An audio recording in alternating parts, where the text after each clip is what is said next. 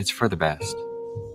Visit StopTextStopWrecks.org. A message brought to you by the National Highway Traffic Safety Administration, Project Yellow Light, and the Ad Council. Okay, kids, Dad's gonna teach you how to dance. First, spread your feet apart.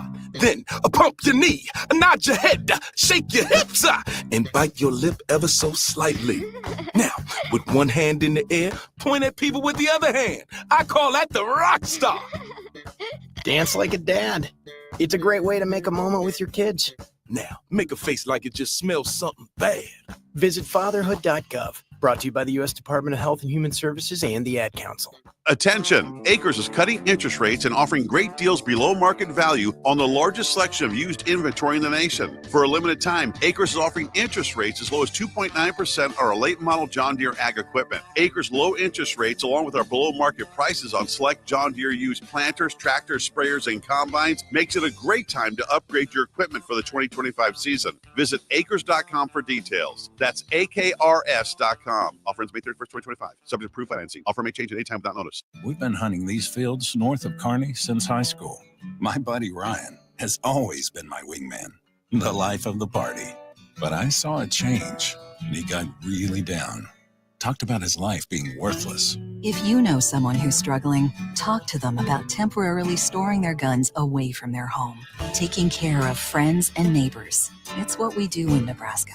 Paid for by the University of Nebraska Public Policy Center, aired with the Nebraska Broadcasters Association and this station. At Allo, we go beyond internet, bringing you faster speeds backed by an all-fiber network. We go beyond TV and phone service, delivering reliable, crystal clear connections. We go beyond customer service with local teammates and no robots for a hassle-free experience. We go beyond value, offering transparent prices with no contracts, hidden fees, or data caps. We even go beyond our office doors by working, hiring, volunteering, and living in the communities we serve. Go beyond fiber. Sign up today at allofiber.com. Western Sand and Gravel is hiring for a variety of positions at their sand and gravel plants near Ashland. Apply today and receive a $2,500 hiring bonus. Available positions include plant operators, dredge operators, and shop service technicians. They offer great pay, health benefits, 401k, a wellness program, paid holidays, and paid time off. No matter your experience level, on-the-job training is available to help you build a rewarding career with Western Sand and Gravel. Start your career today. Visit westernsand.com. Coming at you live from the heart of Lincoln, America. This is What's Brewing with Chancellor Brewington on 93.7 The Ticket and theticketfm.com. Here is your host, Chancellor Brewington, powered by the Teammates Mentoring Program.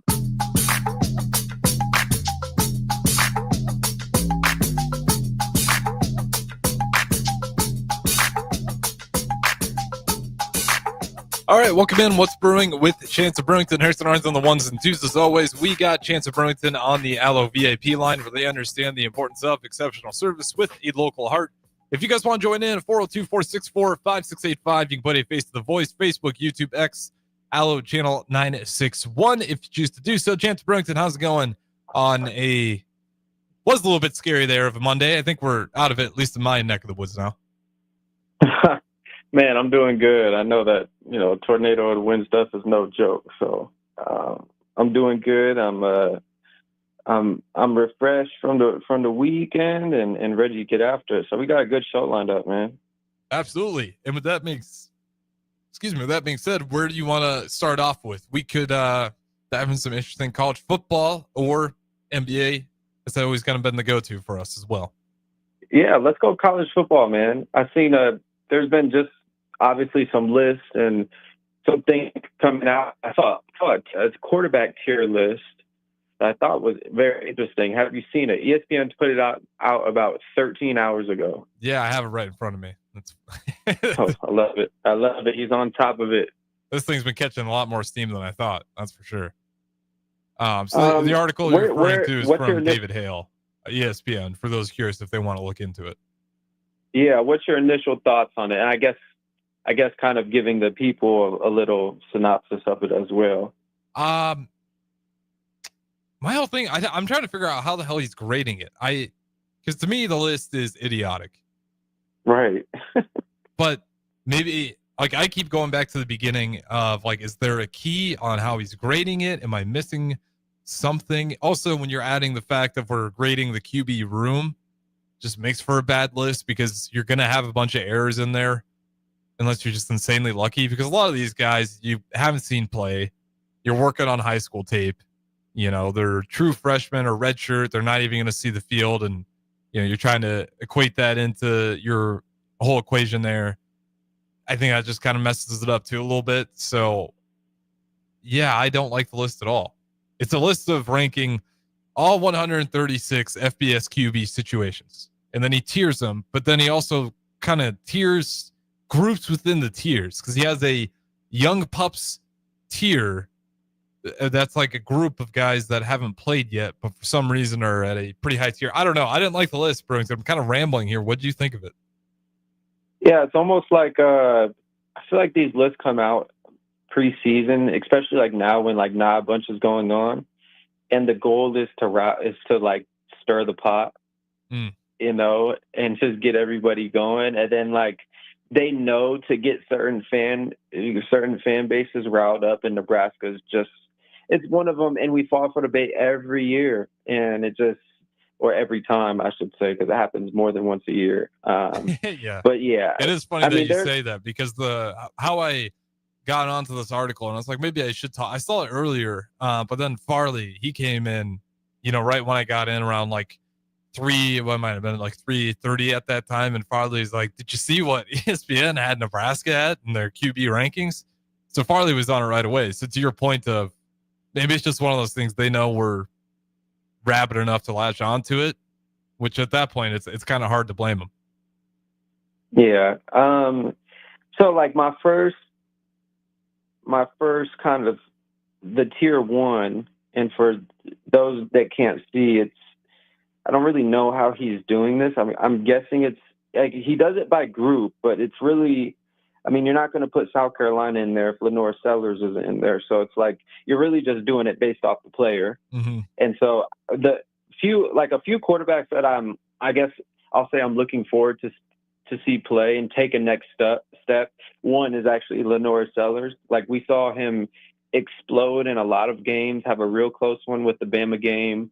Made some mistakes there late, and like just his season kind of took a turn for the good after that game. Mm-hmm. He kind of got like reawakened. And then Drew Aller, I like that one because I think Penn State's in the offseason, I think they've known like, man, like they're just the receiving core and having to rely so much on their tight end this past year, and he's gone, and so there's going to be a gaping hole in their offense if they don't fill it in the receiving game. On the bright side, that's all they really got to fill. I mean, they're bringing just about everything back. Right. So well, except for your whole offense, which is your tight end who got picked first round. Okay, yeah. I was like, outside of that, like they're actually bringing back a lot of their defense. Well, not so much their defense, more so their offense. But yeah, I think they'll be okay if they get a few good wide receivers. Like they should be able to turn around and maybe even swing up and take another step this season. Yeah, it's just the way I see their offense. It's just tough because if you didn't have Tyler Warren last year, you are an okay ball club offensively, like almost a bad ball club offensively. Like just being honest, like you're in playoff games and your receivers aren't catching balls. Like it's ridiculous, and Tyler was playing fullback. He was playing receiver. He was playing wildcat quarterback. He had a couple handoffs at one point. Like he was literally doing everything. And nobody could stop him. And that's why I'm in the first round. That's why, and well deserved. And I'm sure he's gonna have a fantastic pro career. Not as good as Colston Loveland, but yeah. You said what? Not as good as Colston Loveland, but great player. Really? Was that exaggeration? Yeah, I mean that's just because Loveland was drafted first. The Bears took him. Warren was right after. Oh my! Wait, the Bears took him? Yeah, Bears took Colston Loveland, and I think it was the Colts took Warren right after. Oh wow! Oh, the Colts is a nice place for him. Yeah, and to be honest, it makes sense, right? The Bears, they wanted a tight end who is really just an elite receiving tight end. If you want an all-around tight end that can do everything, you go for Warren. So yeah. I think it was a good pick for both teams. Yeah, I think Sam Levitt should have been in the first tier. What do you think about that one? I thought so as well, especially what you saw in that game versus Texas. Like, to me, right off the bat, I was like, where's Sam Levitt? Yeah. He should be, because where does Sam Levitt fall? Is he tier 2? Might even be tier 3. Yeah, he's tier 2. Yeah, and he's not even tier 1B. Yeah. So he has like a tier 1B and a tier 1, and then his 1B is Florida, Miami, Texas. Obviously, you got DJ over at Florida, Carson Beck over at Miami, and Arch Manning at Texas. But it's like, I get it. We can be excited about some of these guys. Carson Beck makes sense, but also maybe throw Carson Beck in that first group. You're going to have Drew Aller all the way up there that high. And also, how about you put the guy Sam Levitt, who just did it, up there? And I'll give another one. I'll give another one. I'll throw in tier 2. This might be controversial, but I'll throw in Diego Pavia from Vandy. Oh, okay. I like that. I haven't watched enough of him to be super confident on it, but it's nice gamer, when I've been bro. watching. Yeah, he's just a gamer. Like, those are the type of guys you just want on your damn team. Like it's just something contagious. And I mean, you drop an F-bomb after being Bama, like, there's no better feeling, like I guess from a pure football standpoint, he can run, of course, he can throw a little bit, but I think he kind of has the X factor, and that's kind of like I would say the confidence and kind of just fearlessness to go out and make the throw that it's kind of like, wait, you watch it on film over again, like, why did you even throw that? But we're glad you did, right? Mm-hmm. And I think he kind of has that in him. Yeah, you can definitely see that. Definitely saw it in that game versus Alabama. Other on this list, I mean, there's also the part that we haven't gotten to, which is where Nebraska falls on it, which is super low.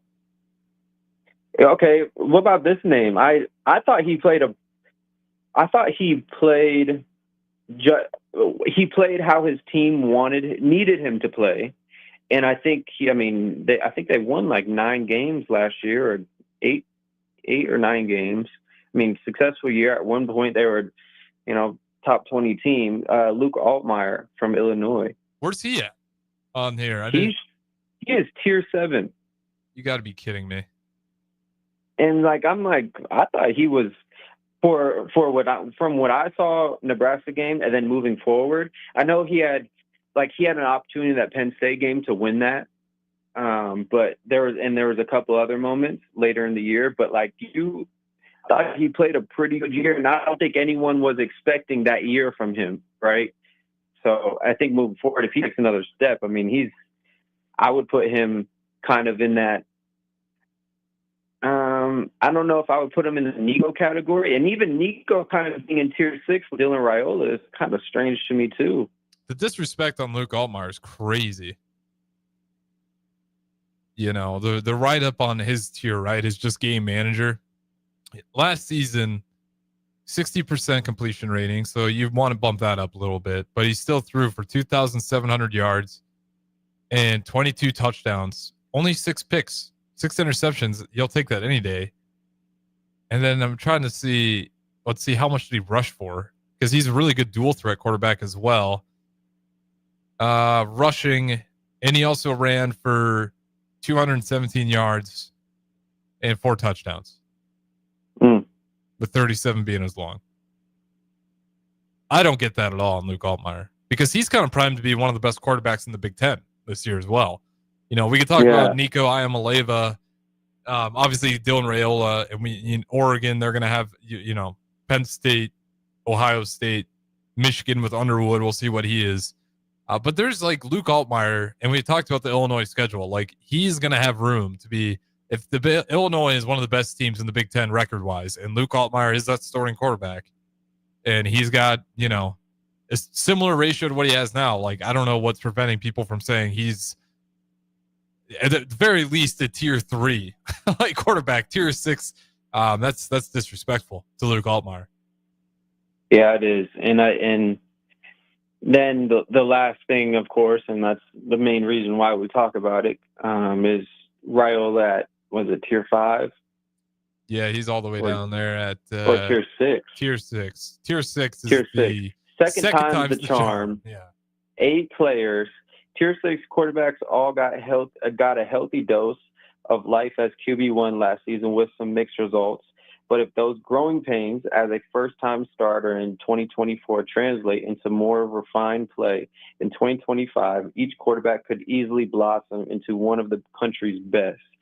I mean, I agree with that, but I think you have to go a step further. And honestly, like, the people in this category, you can keep Avery Johnson, you can keep Nico, you can keep Marcel Reed, and you can keep CJ Bailey. So you can keep all these names, but I think you have to make some adjustments. Like, you have to, because in Oregon and Ole Miss and Bama, like, those are all quarterbacks we haven't seen yet. Like, we haven't seen all these guys for because their guys just got drafted, or Carson Beck goes to Miami, and that's another one we didn't talk about. But I think there's a lot of possibility for the guys on that list, kind of guys that had higher expectations. Well, Avery Johnson is an interesting one out of Kansas State, because we looked at him as, I mean, there was people betting on him to win the Heisman, like pre-season, just off the hype and some really good sparks he had in the 2023 season, late in the year. Young guy, but has really good legs, throws a really pretty ball.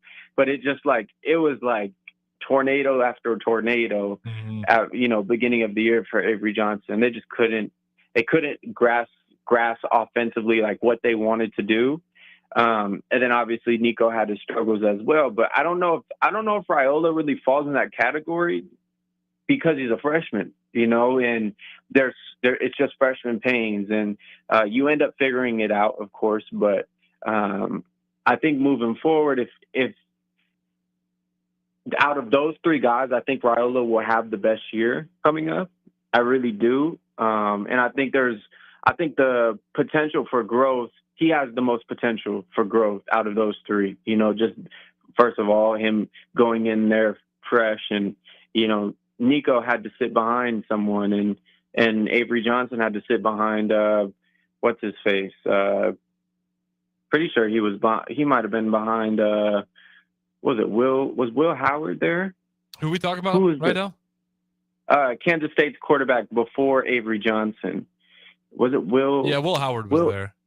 Yeah, Will Howard, so like you had to sit behind him, you learned from him. Like Raiola just was throwing in live bullets and was just the guy from day one. So those are completely different stories, completely different pressures as a quarterback, and different learning curves. So, I think they're just completely different situations. And it's honestly like, you could throw like maybe a couple of these names. You could play.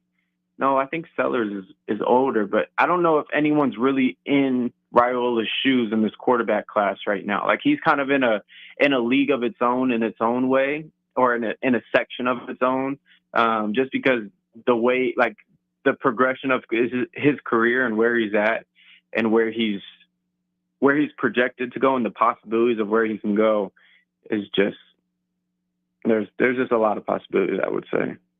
Yeah, and our program right now is pretty clearly attached to him and the recruiting and everything. Like, he's on the same kind of trajectory that the university itself is trying to be on. So I think that's what it makes it a little bit unique. He's also got a little bit more stability here at Nebraska. It seems pretty clear that this is where he wants to be. Not everybody on the list can say that. Nico Iamaleava being one of those, or maybe it is, since LA is home for him, I think. Yeah, I think the more I look this, what I have from on this list is fine.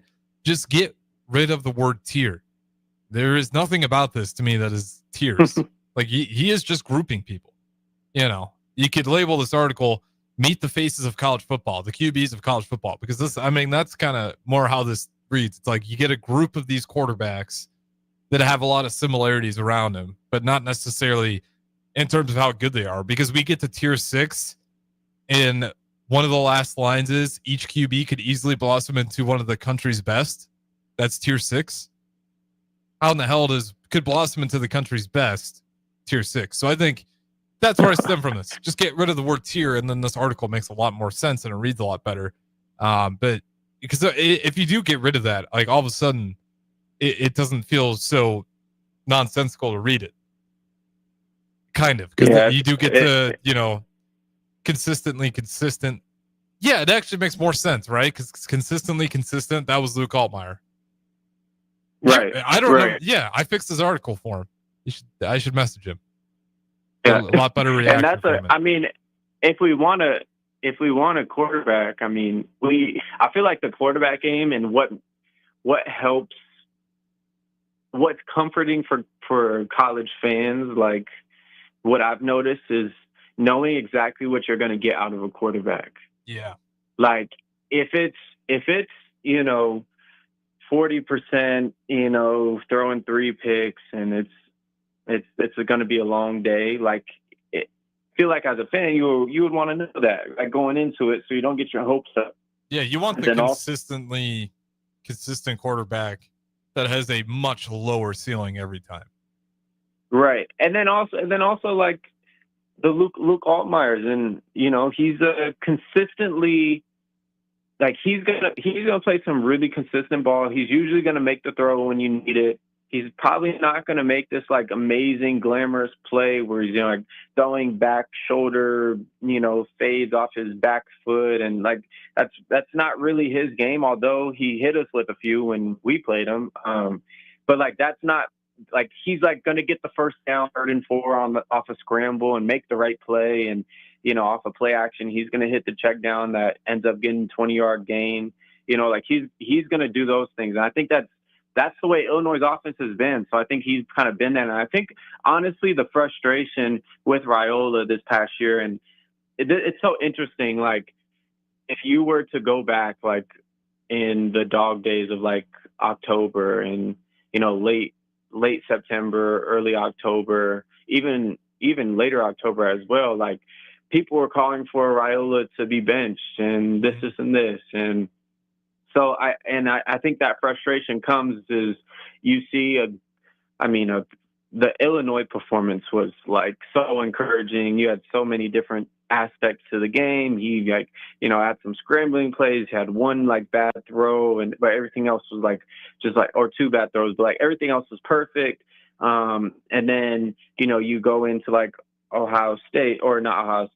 Indiana and have some troubles, and so like or Purdue and have like the ups and downs. And I think that's where fans sometimes like get impatient, and especially with a freshman quarterback. But like you're expecting the Illinois, like, and it's the saying that like it irks me knowing what the player goes through, but it's like, hey, why can't you just do that again, right?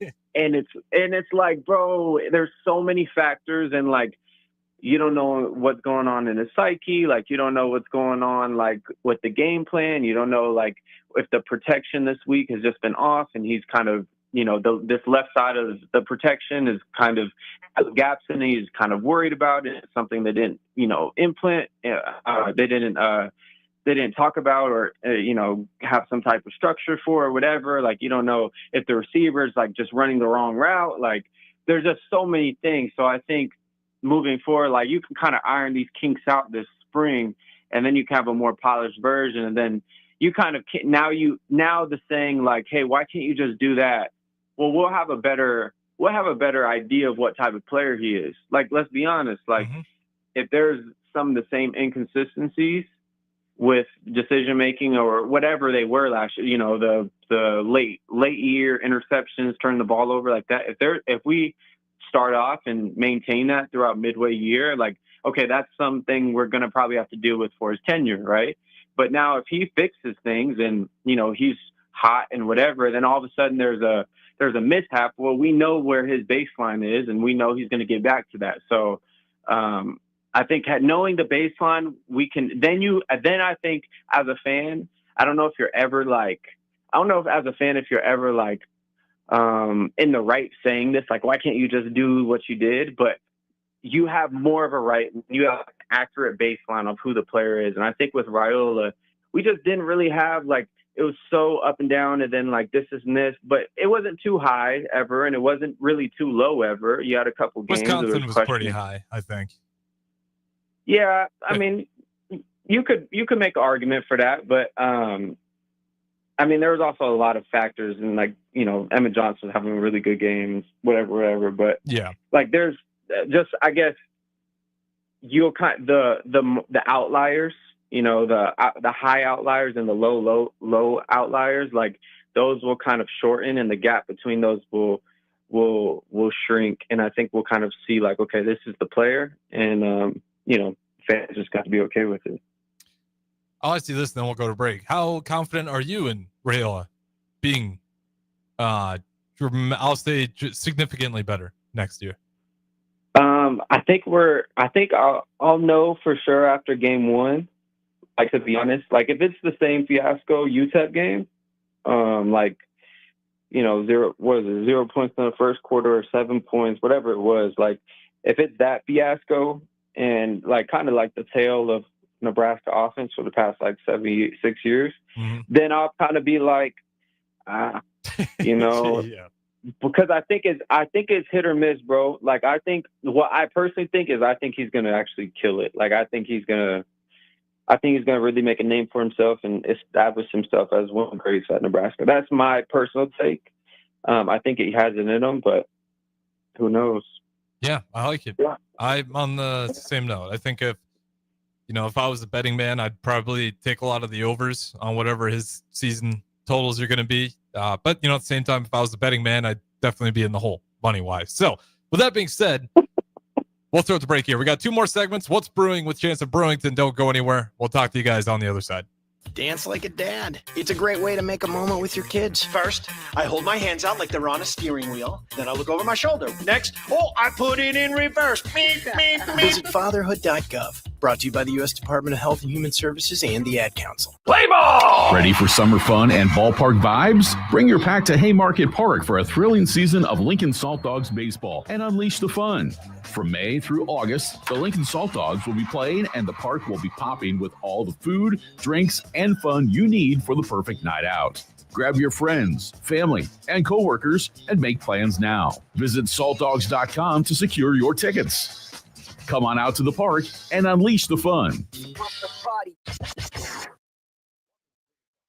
Diabetes, 1 in 3. That means it could be you, your football buddy, your football buddy, or you, your best man, your worst man, you, your dog walker, your cat jogger.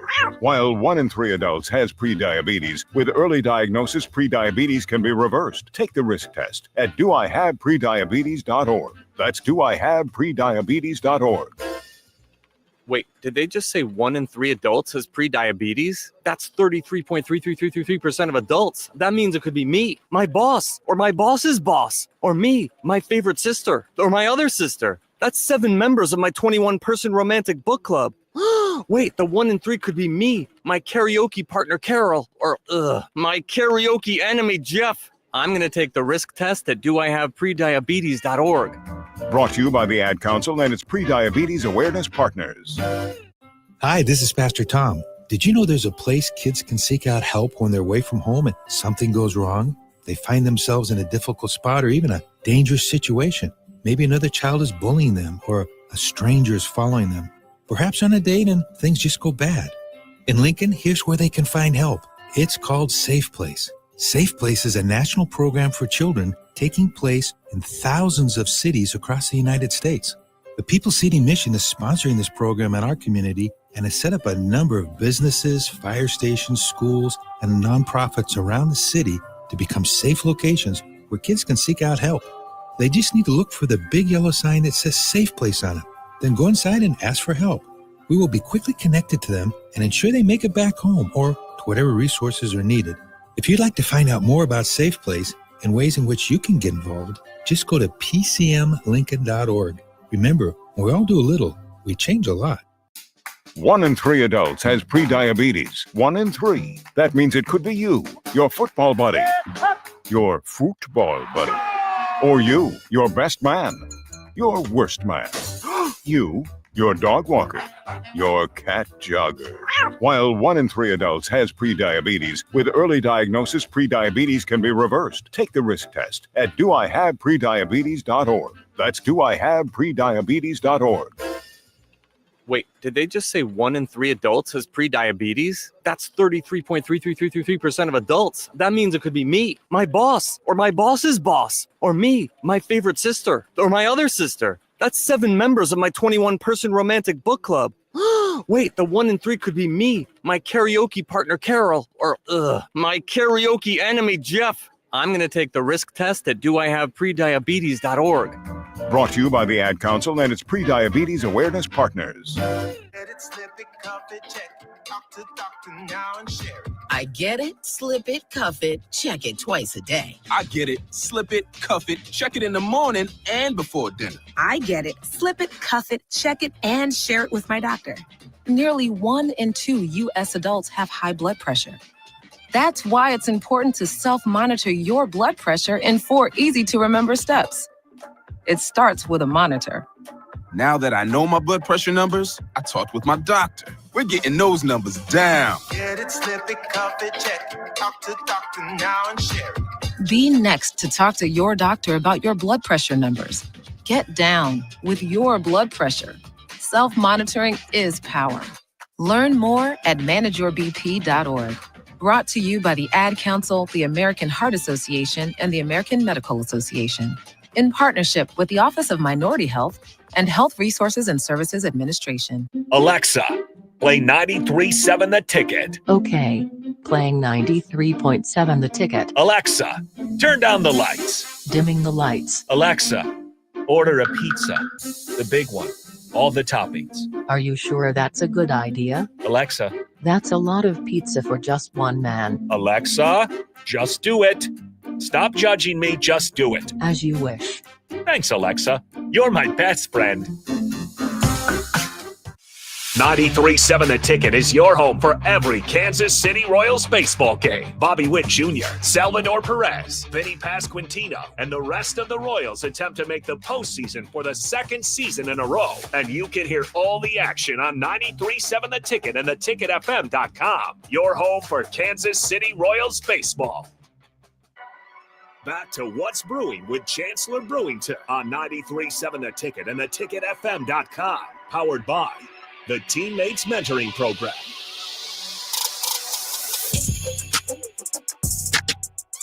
All right, welcome back into Ticket Weeknights. Harrison Arns on the 1s and 2s. Chancellor Brewington on the Allo VIP line, where they understand the importance of exceptional service with a local heart.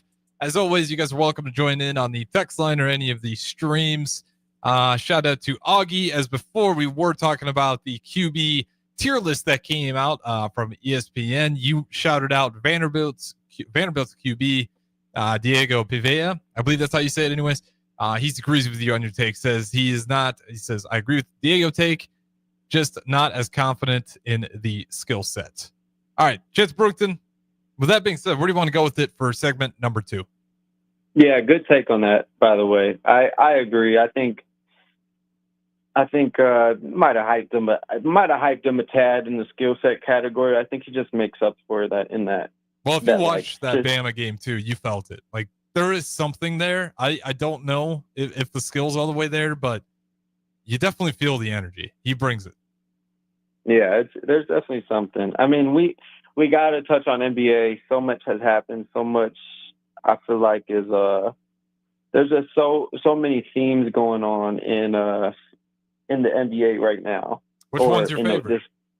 In this playoff, I don't know. This is a toss-up, man. It's like it's like the young guns. Like the young guns, it is literally almost as if.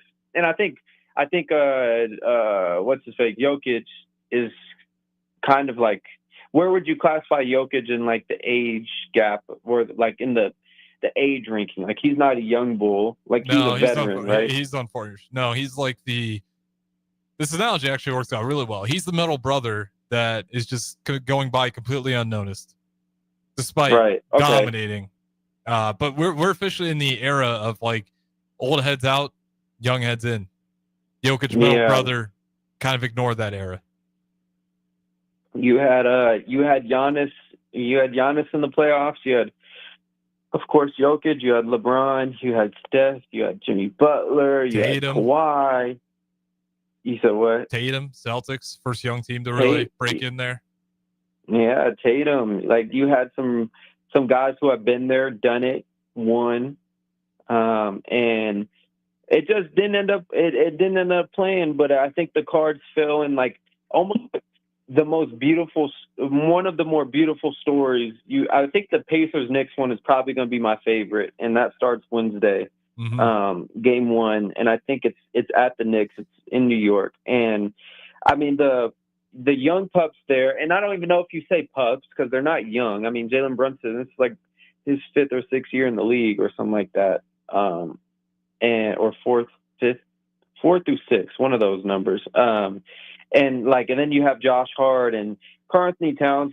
I would say he's kind of he's middle. He's that middle brother, I think, that middle child. And then the Pacers, of course, is a younger squad, and Halliburton leading the way. I think we did the rankings, and we projected where we thought these teams were going to land, and then the Pacers. I think you might have picked the Pacers pretty, maybe like decently early. I did, Brewington. I've been high on the Pacers. Last year, I was really high on them because everybody was like, "Oh, injuries. It's because they got the injured team." Blah blah blah. No one gave the Pacers any credit last year, but if you actually watched them, they looked like a really good team. And if you watch them this year, guess what? They still look like a really good team. Oh yeah, Halliburton looks like he's going to get a veteran, not a vet, but a star to come play with him in the next year or two, or within the next year. Yeah, because there's an interesting dialogue. It was a conversation between Kevin Garnett and Halliburton, and this was probably prior to the year, I think. And they were just talking, and Halliburton was asking him a question. The question was, how do you get bigger guys to play, bigger names to play in a small market team? And we talked about small market teams all the time. And KG was just talking about it takes a team, and like being able to show that you're going to get guys involved, and you're going to give it your all, and the whole bang, and being able to lead organization, all these different things. And then to see all of this kind of come into fruition. I know I'm jumping ahead, like there's going to be some star coming to play with him, but I mean, who would? I guess, well, Indiana's the big question mark, is like who would want to play in Indiana. But I mean, if you're going for wins, I mean, a team gets a conference championship and beats who they beat last, the Cavs. Yeah, Pacers beat the Cavs. Yeah, and they had the best record in the NBA, and so I think the Pacers narrative of them winning is awesome, but also the Knicks winning is awesome too. I mean, Jalen Brunson, that whole story, Karl Anthony Towns, like that story's awesome. And then I think out of those two, I'm leaning Pacers.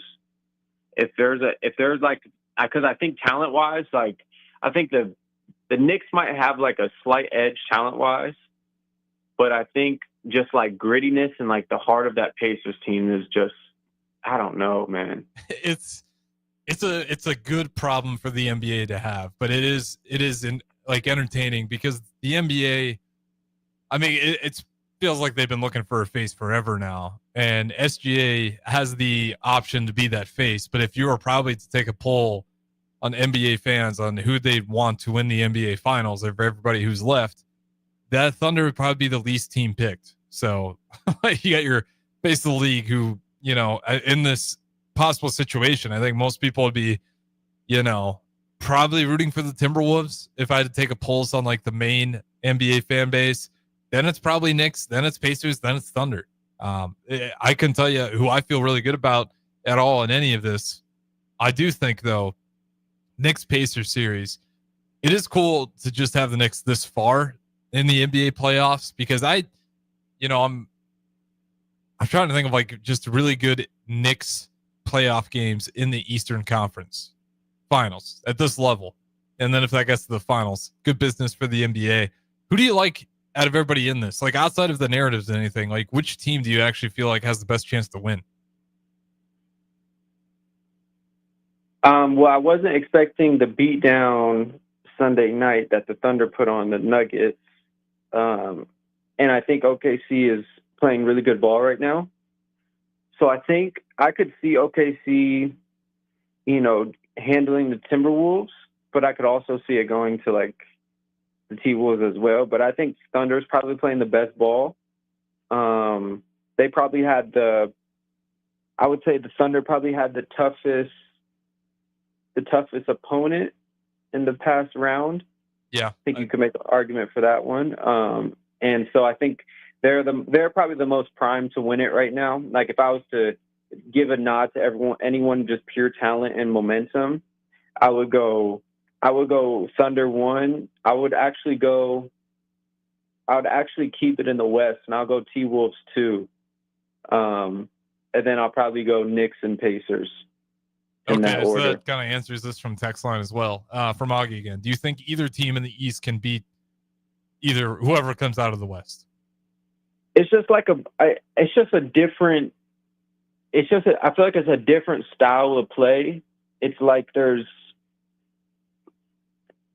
don't really know how to describe it. It's almost like the West, like their three ball is way more consistent, and it's like the East, like you've seen the struggles, with Boston and Cavs and even the Pacers and the Knicks at times. Knicks have been shooting the three ball pretty good of recent, but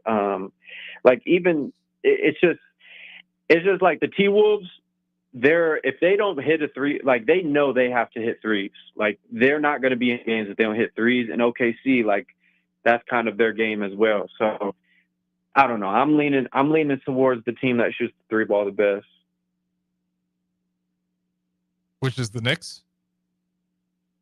Which right now I would say is OKC. OKC, yeah. OKC, definitely the most deep. I mean, that was the way they beat the Thunder. It was no standout game for really anybody. I mean, it's just you get 10 here, 15 there, 20 there, 30 from Shea, 25 from Williams, and it just all of a sudden racks up, and you end up with these blowout wins.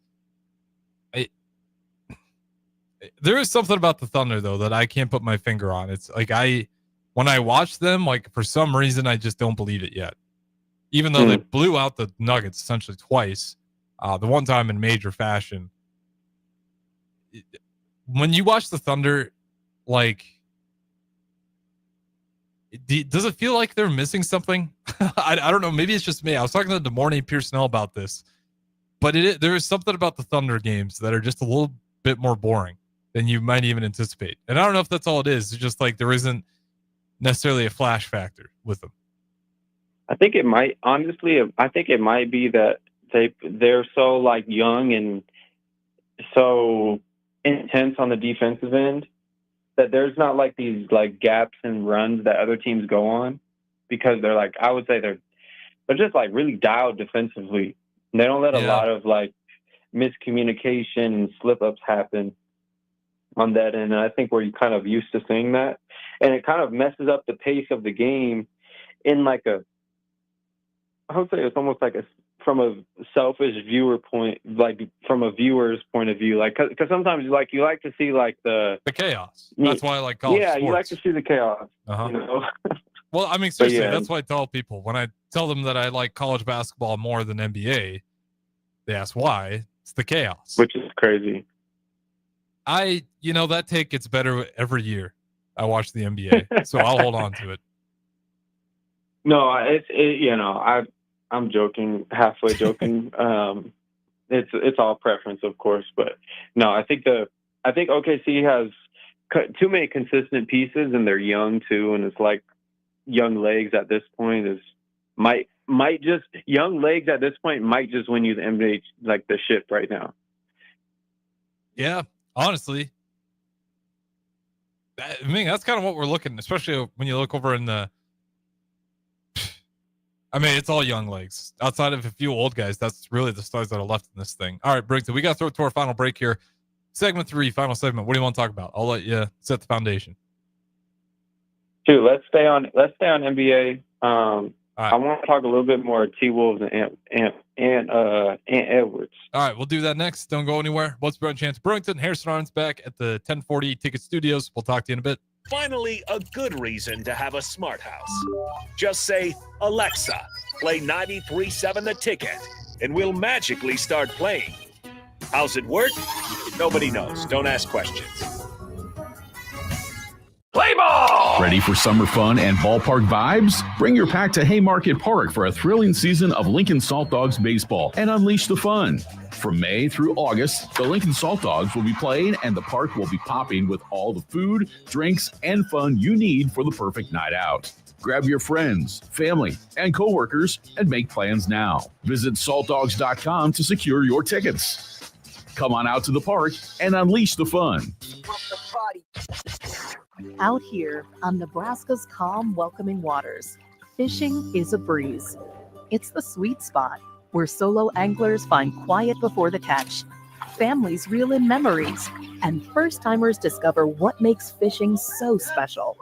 From the Panhandle to the Platte, the best fishing happens here beneath Nebraska skies. Get started at letsfishnebraska.com. Sponsored by Nebraska Game and Parks, aired with the Nebraska Broadcasters Association and this station. My early Alzheimer's diagnosis was hard to take. But it gave my mom and me more time to plan together. Talk to your family about seeing a doctor. Go to alz.org/time to talk. A message from the Alzheimer's Association and the Ad Council. Hi, this is Pastor Tom. Did you know there's a place kids can seek out help when they're away from home and something goes wrong? They find themselves in a difficult spot or even a dangerous situation. Maybe another child is bullying them or a stranger is following them. Perhaps on a date and things just go bad.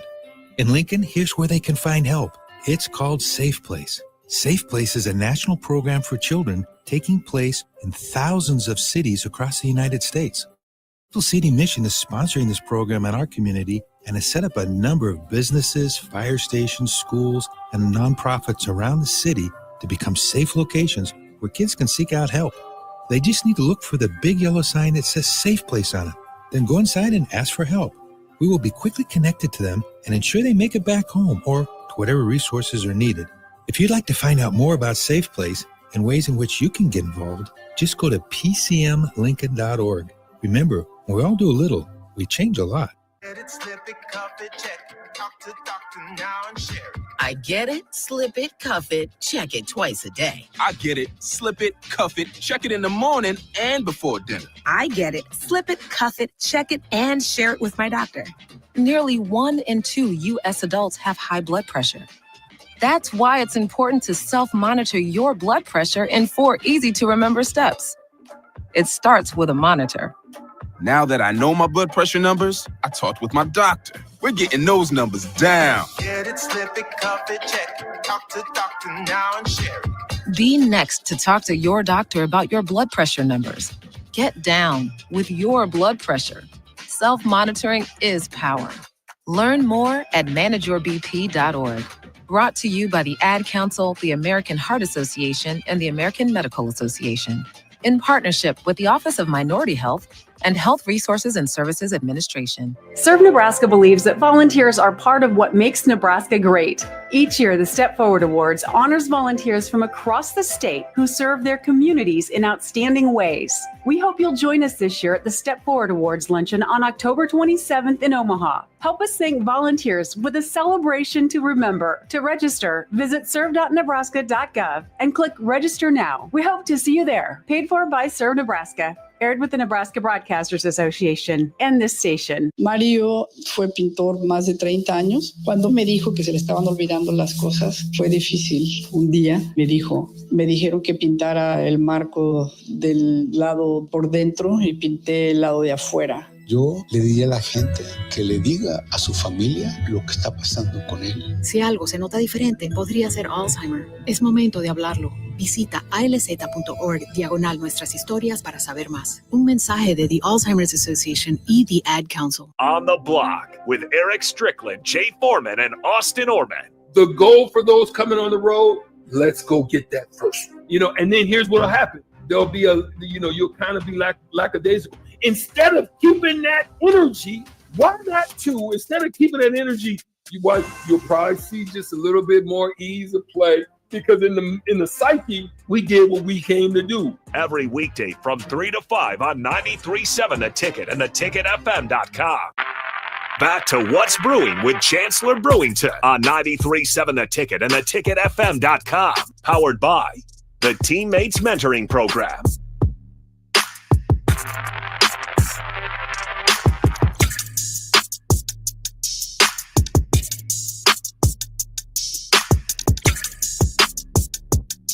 All right, welcome back in. What's Brewing? Chance Brewington got Chancellor on the Allo VIP line. I'm going to talk a little bit of Timberwolves and Anthony Edwards. Chance Brewington, floor is yours.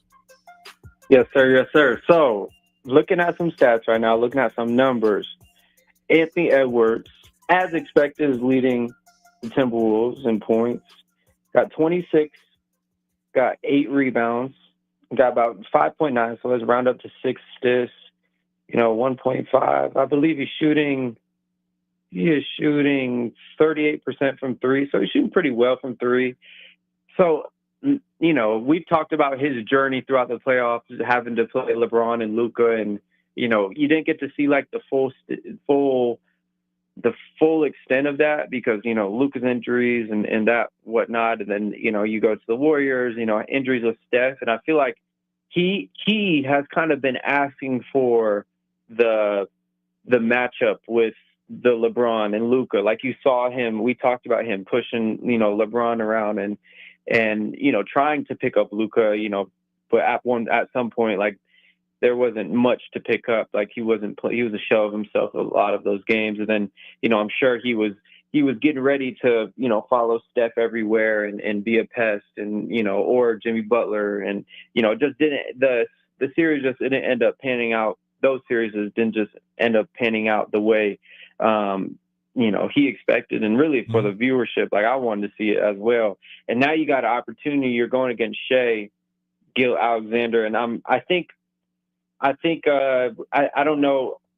He's probably going to win MVP, right? And that's is what it is. But he's shooting playoff wise right now. He's shooting 29. He's averaging 29 and 6 rebounds, 6 assists right now. A couple steals a game, but I think Ant's going to have a real opportunity, and I think the Timberwolves. Now that I'm looking at it a little bit more, I think the Timberwolves match up probably the best team that matches up with OKC in the West, and it just so happens that they're going to play each other to see who's going to the ship. And I think the Anthony Edwards matchup defensively on Shai Gilgeous-Alexander is going to be legendary, bro. Like it's going to be.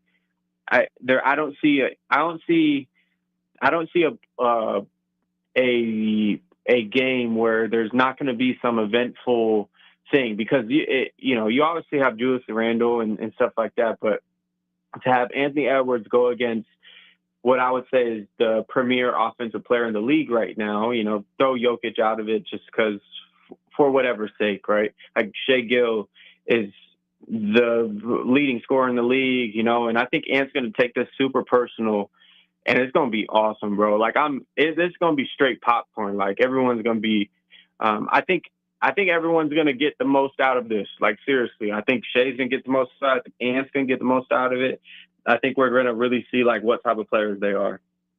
Yeah, I'm super pumped for that one because that's 2 young players. Anthony Edwards is kind of I'd say the American face of the league right now. Like a lot of people, or at least think of him as like the new young face. And then SGA is probably feels a little bit some way of, being the MVP, being the best player and having to defend that in a way. I'm super curious by it all. I do think you're right though. The Timberwolves matchup wise, this is probably the worst team the Thunder could have drawn.